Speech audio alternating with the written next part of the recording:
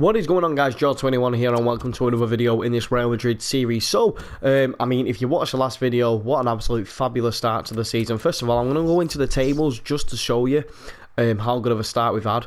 Played 3, won 3.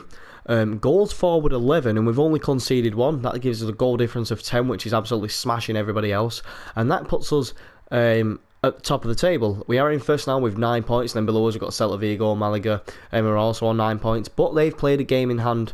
Same with Barcelona as well, who are on 8 points, and they've also played a game in hand. 5th and 6th positions, as you can see, Real Sociedad placed there nicely in 5th with 7 points, and Valencia CF with 6 points in 3 games. Also, Real Sociedad have played the 3 games as well.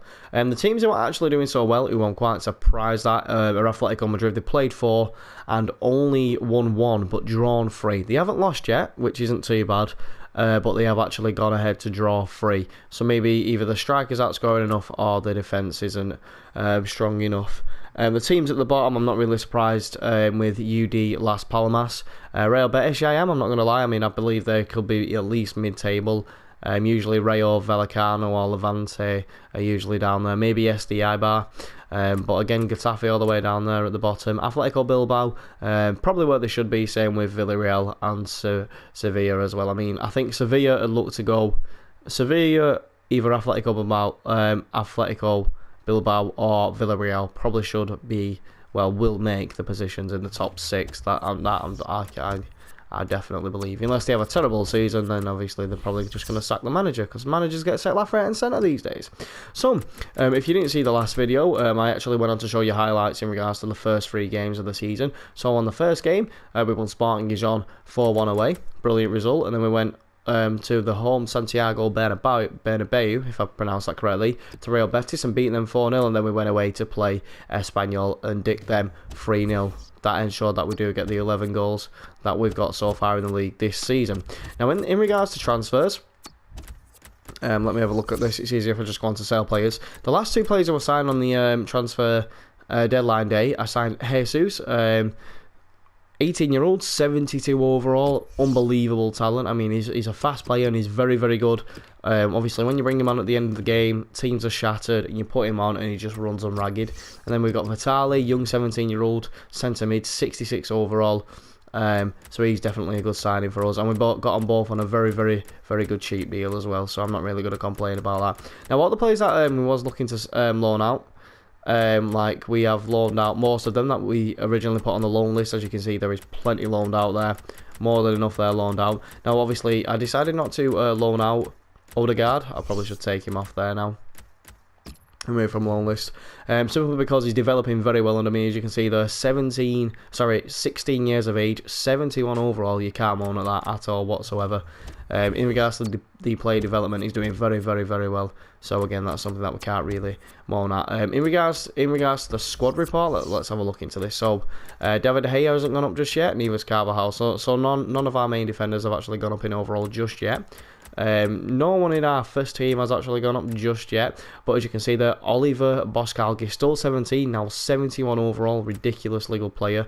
Same with Martin Odegaard, 16 years of age, gone up 2, he's now 71 overall, still only 16. Borja Muriel, the 18-year-old striker, has gone up to 68 overall, whereas Vitali's gone up 1 and he hasn't even played a game yet. Vazquez has also gone up 1, he hasn't really played a game yet. He's just played, well, more or less all games in the Champions Trophy and didn't really do too well, as you can see there, with his 6.4 average rating, but he still has gone up an overall though. Is there anybody else who's probably gone up? I'm not too sure. I don't believe there will be right now, but I mean, it's something that we can look into. So Bergis, 21-year-old winger, has gone up 1. Marco Asensio, gone up 1. He's a player who I'm definitely going to look to bring back at some point. Well, once we're getting back at the end of the season, we'll have a look into obviously putting him into the squad. Now, he is on loan at Espanyol. He's only played 1 game and got a 5.9 rating, which isn't very good at all, so that's quite surprising. I mean, if they're not playing him, then I'm going to get him back in January and then loan him out elsewhere. Jesus Vallejo, he's gone at 1, hasn't even played yet for Real Zaragoza, 75 overall. Again, I'm not very happy with that, so I'm probably going to bring him back and then loan him out elsewhere. Abner, he has actually gone out on loan, gone up an overall to 64, whereas Javi Manos has also gone up 64. On the other hand, though, Alvaro if that's how I pronounce it, has gone up to 63 overall. Players are definitely going up and they are increasing. So, I mean, only 3 games in and all the youngsters do seem to be improving rapidly. So, 3 games in, it's definitely a season.